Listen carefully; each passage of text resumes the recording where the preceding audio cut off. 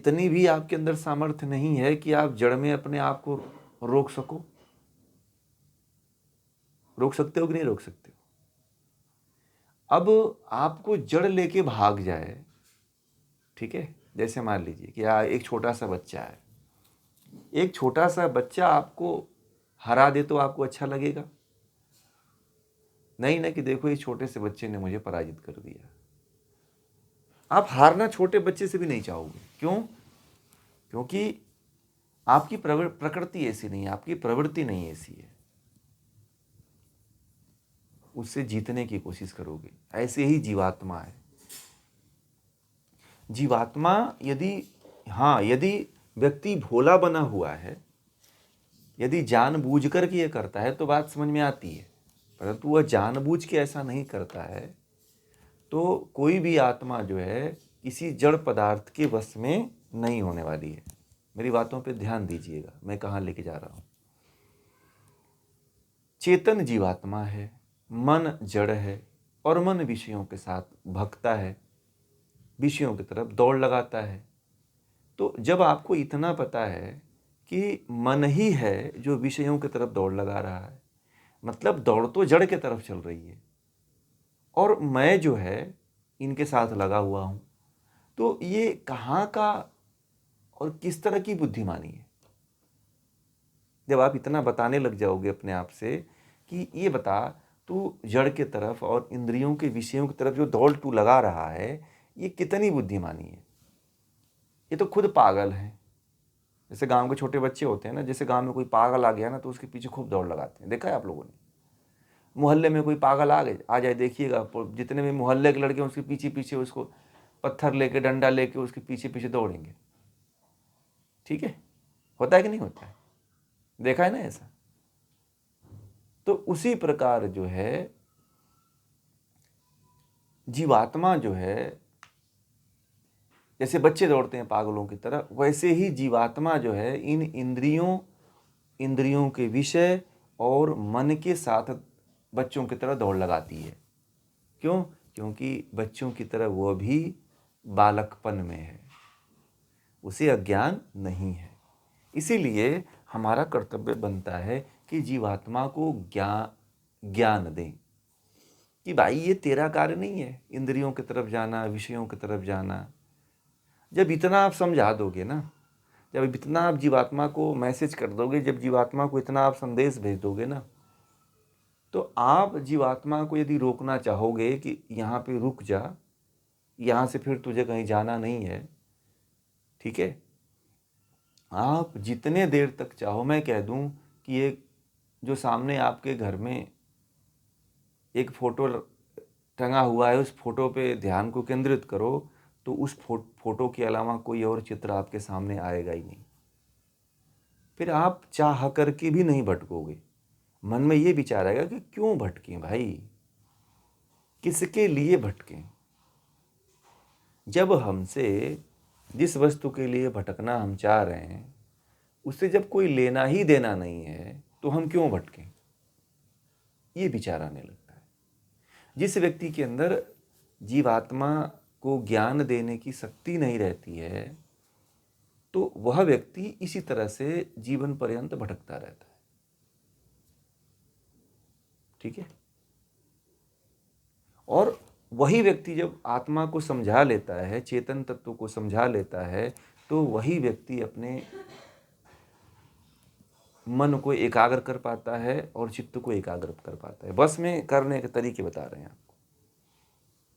और वह व्यक्ति बार बार दुहाई देने लगता है कि अरे ये तो मन बस में नहीं होता है, बहुत दुर्लभ है, बड़ा कठिन है, ये मुझसे नहीं हो पाएगा, नाहक इन सब चीज़ों के चक्करों में पड़ गया मैं। संसार में ठीक थी, अपना जीवन चल रहा था, बच्चे पल रहे थे, मस्ती थे, ये थे वो थे।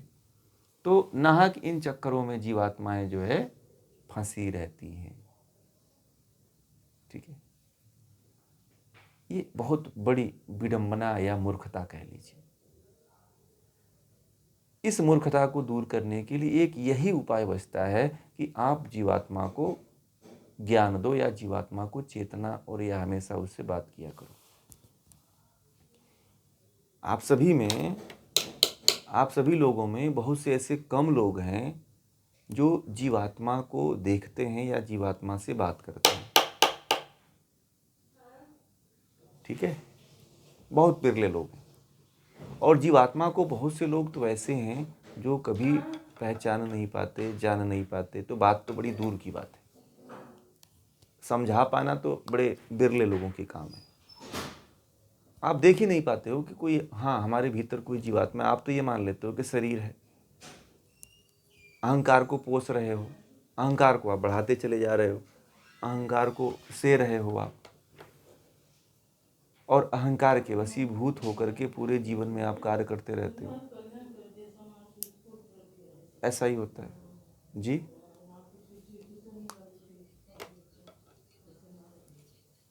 हाँ, ये कमांड तो आपको जीवात्मा को ही देना है, क्योंकि चेतन तो वही है भाई। मन का इतना,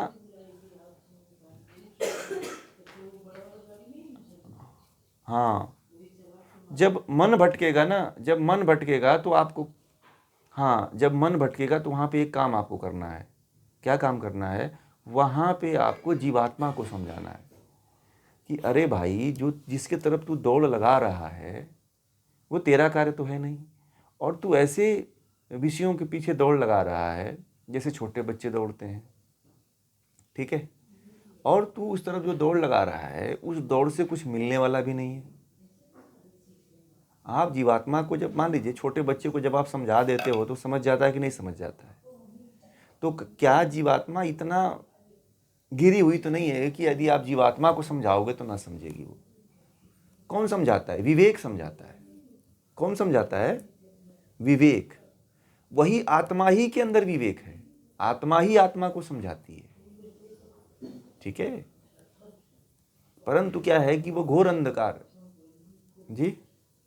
मन तो जड़ है, मन तो जड़ है। मन क्या है? उसके अंदर तो उतनी, भाई मन को कहा, किसी ने कहा है उल्लू का पट्ठा है। ठीक है, हरियाणा की भाषा में लोग हरियाणा के कहते हैं कि मन उल्लू का पट्ठा है, इसे कुछ नहीं आता है, ये उल्लू जैसा देखता रहेगा ऐसे। जहां उसको कह दो कि यहाँ खड़ा रहो, ये कर फलाना कर ढिकाना, तो वही करता रहेगा। हरियाणा में कहते हैं ना कि ये बैल है। ठीक है, सटलट एकदम डंडा लेके खड़े हो जाएंगे कि नहीं नहीं यही है। तो आप जब समझा दोगे ना मन को, एक बार आप जब आप निर्देश दे दोगे आत्मा को कि अरे भाई, ये तेरा कार्य नहीं है, तेरा कार्य तो मुक्ति पाना है ना, तेरा कार्य तो इस संसार से मुक्त होने का है, तो तू कब तक इनके पीछे भटका करेगी? कब तक जीवात्मा में तू लगी रहेगी? कब तक जीवात्मा में अपने इन विषयों में, इन इंद्रियों के विषयों में भोग करती रहेगी? तूने आज तक एक जन्म थोड़ी भोगा है, तुमने तो हजारों जन्म भोगा है। तो सुधर जा भाई। ठीक है, जब इतना आप कह दोगे किसी को, मान लीजिए चोर को, जिस दिन चोर कह देते हो ना, तो उसको लग जाती है बात। अगर एक कहानी बताऊं, एक व्यक्ति था, ठीक है, तो वो डेली जो है काम पे जाता था, गांव का व्यक्ति था, और काम करके आता था। तो एक व्यक्ति था, उसका खेत में बैगन लगे हुए थे। बड़ा ईमानदार व्यक्ति था, ज्ञानी व्यक्ति था। तो वो बैगन से पूछता था, कहता था कि बैगन वाले खेत से कहता था कि ये बैगन तोड़ लूं क्या? अपने मुंह से बोलता था कि बैगन तोड़ लूं, और फिर अपने ही मुंह से कहता था कि हाँ तोड़ ले, और तोड़ लेता था। और कहता था कि चलो इसका मालिक नहीं है, बोल देता हूँ कि सुन लेगा वो, और पाप मुझे नहीं लगेगा। तो कहता है कि हे मालिक, मैं बैगन तोड़ लूं क्या? और फिर वही कहता था पीछे से कि हाँ तोड़ लो। अब बैगन का जो लगाया था वो कहता था कि आखिर बैगन में तोड़ता नहीं हूँ, आखिर गायब कैसे हो रहे हैं? तो कहा कि कुछ ना कुछ काम करना पड़ेगा, ये पता लगाना पड़ेगा कि ये बैगन डेली कौन तोड़ता है भाई। ठीक है, तो वह कहा कि आज मुझे इस बैगन में छुपना पड़ेगा। तो वो छुप गया जिसका खेत था, और वह आदमी डेली का काम उसका वही था। उसने कहा आकर के उसके खेत के पास खड़े होकर के कि अरे खेत का मालिक, तोड़ लूं क्या? तो फिर अपने मुंह से बोला हाँ तोड़ ले। दो चार तोड़ ही ले। तो बैगन तोड़ लिया तो बैगन वाला निकल के आया, कहा कि रुक रुक रुक रुक, तुम ही तोड़ते थे। हम कहते थे कि कौन तोड़ के ये बैगन डेली लेके चला जाता है मेरे खेत से, हैं? तो उसने बोला कि तू किससे पूछ के तोड़ता है? तो बोला कि मैं तो तुमसे आपसे डेली पूछता था भाई कि बैगन तोड़ लो, तो आप कहते थे कि तोड़ लो। ठीक है। अब वो अपने आप ही कह रहा था, अपने को ही अपनी बात कहता था।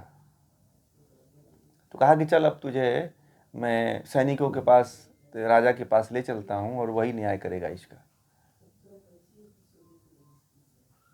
ठीक है। राजा के पास ले जाया गया। राजा भी बहुत चक्का हो गया उसकी बात सुन करके, उसका दिमाग खराब हो गया। बोला कि ये पागल आदमी को तुम कहां से ला दिए? ठीक है, ये खुदे जो है तोड़ रहा है, खुदे न्याय कर रहा है ये, और कह रहा है कि ये जो है मालिक जो कह रहा है कि तोड़ लो। ये कहां से तुम पागल पकड़ के लेके आए? कैसा न्याय करवा रहे हो इससे? ठीक है। राजा ने कहा कि इसको सूली पे चढ़ाया जाए। ठीक है। तब वह चोर जब सूली पे चढ़ाया गया तो कह रहा है कि मैं ही चोर हूं, मैं ही चोरी करता था और मैं वास्तव में चोर हूं, इसलिए मुझे सजा दी जाए। ठीक है। जो आप कर्म करते हो, सच अच्छा या बुरा, यदि जिस दिन आपको पता चल गया कि आप ये कर्म करते हो, उस दिन से वो कर्म करना छोड़ दोगे। चोर को जब तक चोर नहीं कहा जाता है तब तक चोरी करता रहता है। ठीक है। और जो चोर कह देता है वो दुश्मन हो जाता है। ठीक है। इसीलिए राजा ने चोर खुद उसके मुंह से कहलवाया कि कह कि तू चोर है।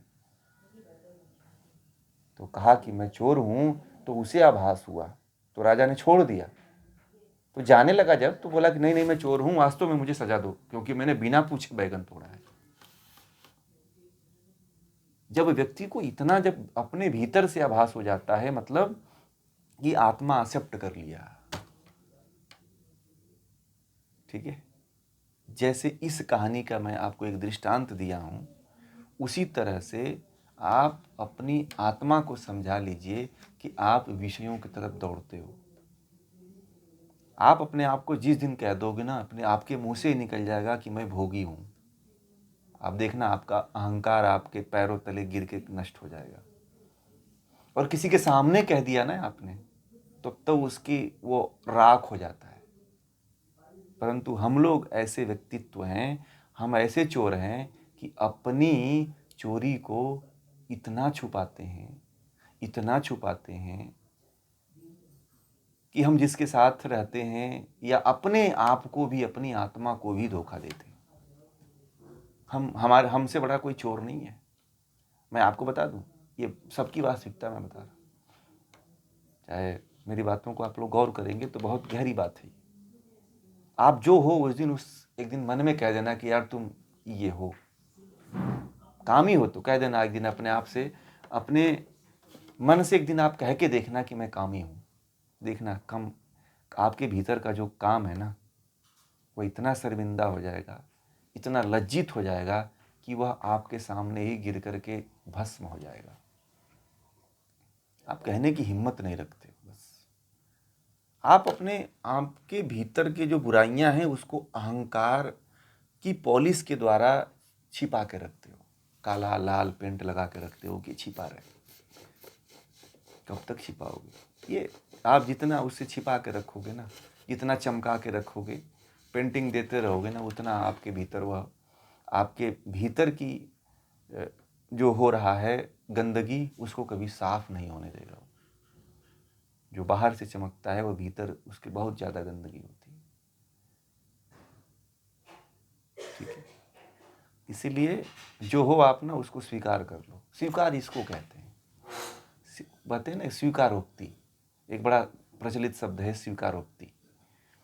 आप अपने आप से कभी जो हो एक दिन कहा करो, बैठो किसी दिन, कल प्रयोग करना आप लोग इसका। मैं वृत्ति का प्रयोग नहीं पूछूंगा, कल आप एक प्रयोग करना। आप लोग सभी लोग सुन रहे हैं ना प्रयोग के बारे में, कल एक प्रयोग करना आप लोग कि आपके अंदर जितनी बुराई है उसे अपने आप से कहना कि तुम ये हो, तुम चोर हो, तुम ईर्ष्यालु हो, तुम क्रोधी हो, तुम कामी हो, तुम पापी हो। अपने आप से कहना, किसी और से मत कहना। आप देखना आपकी आत्मा समझ जाए, आपकी आत्मा सुनेगी इस बात को। और जो व्यक्ति ना इस तरह से अपने आप को 2-4 दिन कहना शुरू कर दे, आपके सारे पाप की बुराइयां सामने प्रकट होकर के दिखने लग जाएंगी। आपके भीतर की जितनी बुराइयां हैं वो सब की सब एकदम तैरती हुई दिखाई देंगी। जैसे मछली मर जाती है ना तालाब में, तो बाहर दिखाई देने लगती है, और वैसे तालाब में देखो तो मछली दिखाई नहीं देती है कि इसमें मछली है। देखा है कभी आप लोगों ने मछली मरते हुए? समुद्र में देखा है, जब मछली मर जाती है तो पानी के ऊपर आ जाती है और तैरने लगती है, और जब जिंदा रहती है मछली तो नहीं दिखाई देती है। तालाब में चाहे कितना बड़ा समुद्र हो या तालाब हो, उसमें दिखाई नहीं देती है। उसी प्रकार जब आपके भीतर की बुराइयां जब मर जाएंगी तो सामने आ जाती है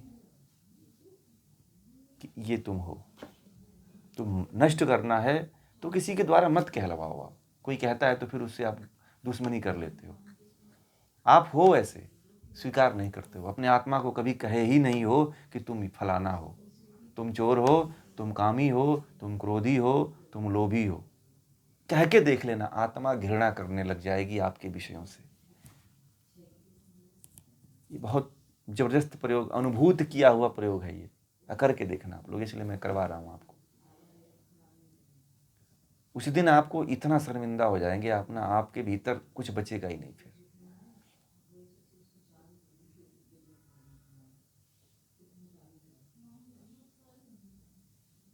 आप कह देना अपने आप से कि तुम ये हो। नाटक मत करना, कोई उसमें जो है अभिनय मत करना उसमें, नहीं, जो हो एकदम कह देना कि तुम ये हो। कहीं रिकॉर्डिंग मत करना, किसी के मुंह में मत कहना, किसी दूसरे से मत कहना, अपने आप से कहना। 5 मिनट के लिए बैठना, 5 मिनट में बहुत सी बुराइयां निकल जाएंगी। कबीरदास जी एक दोहा बोले हैं, पता है कौन सा? बुरा जो देखन मैं चला, बुरा न मिलियो कोई, जो दिल ढूंढा आपनो, मुझसा बुरा न कोई। ठीक है, इस पद को आप लोग देखना शुरू कर दीजिएगा। हम दुनिया में बहुत से लोगों को, बहुत से जनों को देखना चाहते हैं कि फलाना बुरा है, ये वैसा है, इसके अंदर ये कमी है, फलाना है।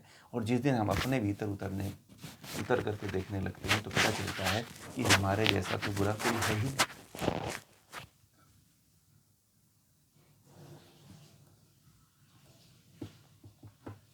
इसीलिए ध्यान वही व्यक्ति कर सकता है जो अपने भीतर के कचरे को गोताखोर बन करके निकाल दे। गोताखोर समझते हैं ना? गोताखोर तो पता है ना किसको कहते हैं? पानी के भीतर से तराश करके पत्थर कचरे को बाहर निकालता है। उसी तरह से आपको भी गोताखोर बनना पड़ेगा। और गोताखोर जो बनेगा और जो अपने भीतर की बुराई को अपने आप से कह देगा, वो पूरी दुनिया में जीत उसकी होने वाली है। आप अपनी बुराई को इतना छिपाते हो कि आत्मा तक को भी नहीं पता होता है कि आप इतने बुरे हो, क्योंकि आत्मा का स्वरूप ही सतचित आनंद है। जिस दिन आप अपनी बुराई आत्मा से कह दोगे ना, आत्मा आपसे घृणा करने लग जाएगी। ठीक है, क्योंकि आत्मा का स्वरूप ये नहीं है। आप तब आपको पता चलेगा कि मैं क्या हूं। आप जीरो के तले गिर जाओगे एकदम से। सारा अहंकार उसी दिन विनष्ट हो जाएगा, नष्ट हो जाएगा, फिर कुछ बचेगा नहीं।